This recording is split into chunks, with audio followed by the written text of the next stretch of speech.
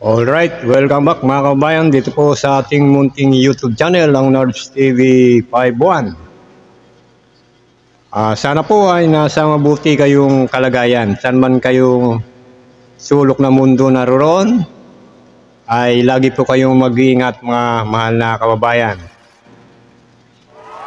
Pag-usapan po natin ito pong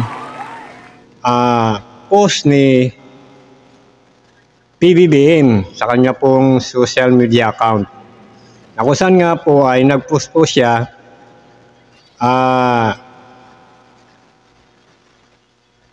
tungkol po sa pagdiriwang ng Happy Mother's Day mga kababayan.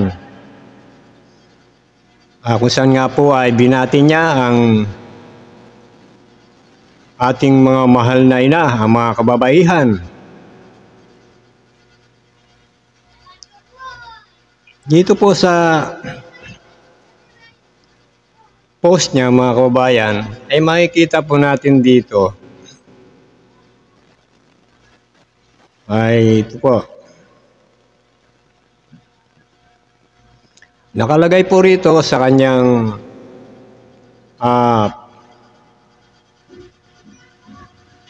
post ay mothers are the quiet strength behind every family. Take care, nurture, guide, and give of themselves without asking for anything in return. Their love knows no bounds, and neither does their sacrifice. Ayan po ang nakalagay mga kababayan. Ngayong Mother's Day, taos puso kong kinikilala at pinapasalamatan ng lahat ng ilaw ng tahanan. Maraming salamat sa inyong walang kapantay na pagmamahal at pagkalinga. Ayan nga po. Tapos yung picture po ay nakalagay po dito yung mga ina na hawak po nila yung kanilang mga anak. Dito po sa taas. Ayan po. At sa bandang baba naman po ay nakalagay nga po ito, Happy Mother's Day. At nandyan nga po si First Lady Imelda Marcos, ang kanya pong ina.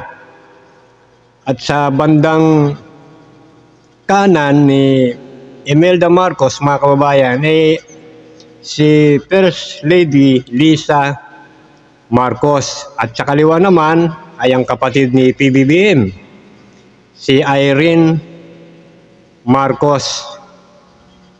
Ayan nga po mga kababayan. Pero parang kulang, di po ba? Wala yung sa gitna. Dapat may gitna dyan eh. Nasa likod dapat siya ni Imelda Marcos. Sino po yun? Yung kulang. Hindi po ba? Wala po si ano rito. Hindi po sinama ni PBBM si Amy Marcos. Ayan po mga kababayan. Ano kaya ibig sabihin nito?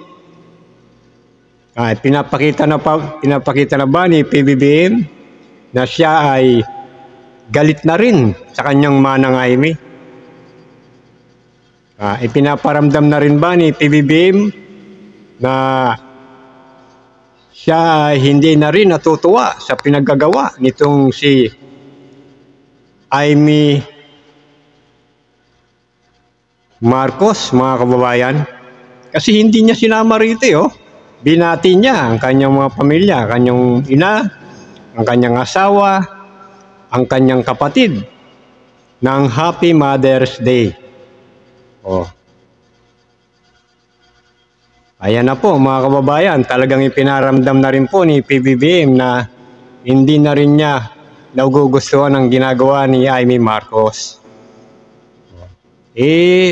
Sino ba naman ang matutuwa dito kay Amy Marcos? Mga kababayan, kay Amy Marcos mga kababayan, para sa kanya, ito pong ginagawa ni PBBM ay lahat mali. Sa tingin ni Amy Marcos, ang gobyerno ni PBBM ay wala nang ginawang tama.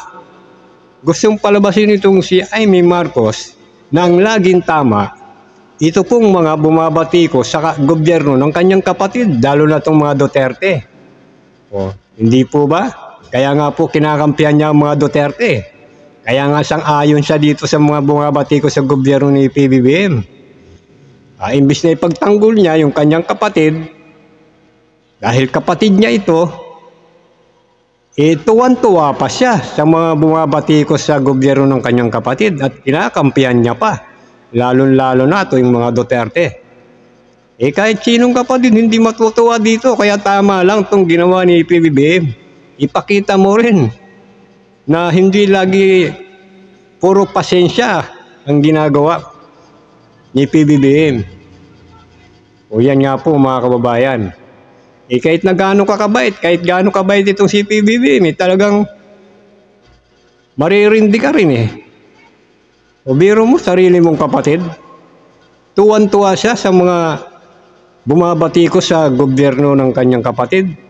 Tuwan-tuwa siya at kinakampihan niya pa itong mga Duterte na ito na walang ginawa, puro paninira sa gobyerno. Kaya hindi na rin nakapagpigil si PBBM. Kaya nga dito sa post niya, hindi niya na sinama si Amy Marcos. Dapat kasama dito si Amy Marcos. Yan po ang sa palagay ko talagang pinapakita na rin ni PBBM na siya ay marunong ding magalit.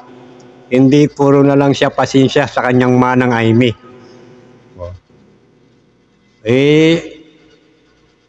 Kaya nga tuloy yung ibang mga tao naghihinala na mga kababayan na itong si Amy Marcos ay hindi talaga totoong anak ni Ferdinand Marcos Sr. Kasi di po ba kalat na kalat din sa balita ito na ito ay anak daw po ni Arsenio Lacson. Na ito pong si Arsenio Lacson ay naging mayor pa ito ng Maynila. Dahil sa balita nga po, bago po magkaroon ng relasyon si Imelda Marcos noon at si Ferdinand Marcos Sr.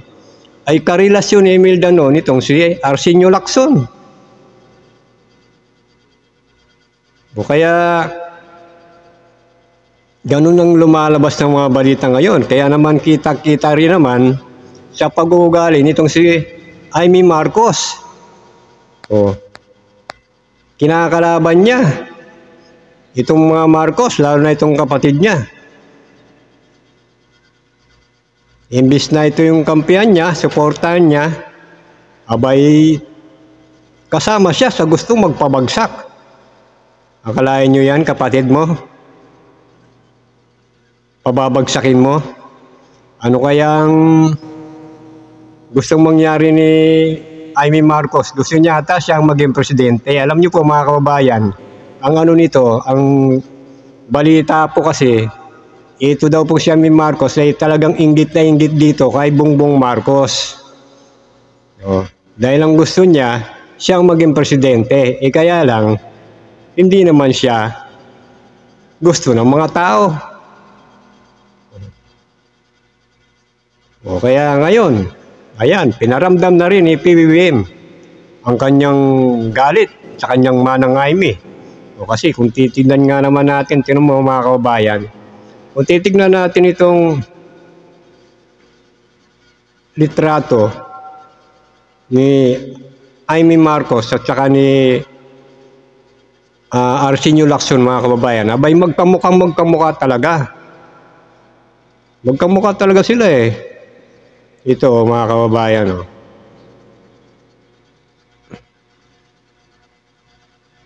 Ayan Tingnan nyo naman yung hugis ng itsura ni Arsenio Lacson at saka si Amy Marcos, magkamukha talaga.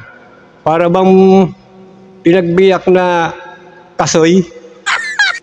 Di po ba mga kabayan? Pinagbiyak na kasoy tingnan mo. Yung hugis ng mukha, tingnan mo naman pati yung baba Pares na pares parang pinagbiyak talaga kaya ako parang gusto ko na rin maniwala na ito yung kanyang tunay na ama talaga. At hindi talaga siya anak ni Ferdinand Marcos Sr. Kaya kayo nang balang musga mga kababayan. Ano sa palagay nyo? Tama ba itong ginagawa ni Amy Marcos na katulong siya ng mga taong gustong pabagsakin ang gobyerno ng kanyang kapatid? O sa halip na kampihan niya ay isa siya sa tuwan-tuwa sa mga bumabatikos. Kasama siya. Kung ano-anong paninira din ang kanyang ginagawa. Dapat ba yan? O mga mahal na kababayan, hanggang dito na lang po muna tayo. Kung hindi pa po kayo nakapag-subscribe, huwag niyo pong kalimutan mag-subscribe at i-click ang notification bell para maging updated po kayo sa ating pong mga reaction video. Dito lang po sa Nards TV 51. Mundo'y nagliwanag.